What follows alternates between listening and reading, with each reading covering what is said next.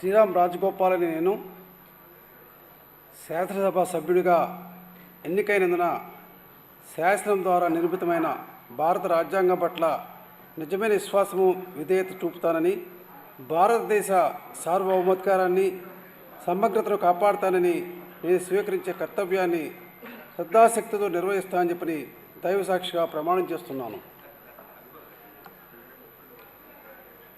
ఆంధ్రప్రదేశ్ శాసనసభ సభ్యుడైన శ్రీరామ్ రాజగోపాల్ అని నేను సభా నియమాలను కట్టుబడి ఉంటానని, వాటిని అనుసరిస్తానని చెప్పి సభా మర్యాదలు పాటిస్తానని, సాంప్రదాయాలు గౌరవిస్తానని చెప్పి దైవసాక్షిగా ప్రమాణం చేస్తున్నాను.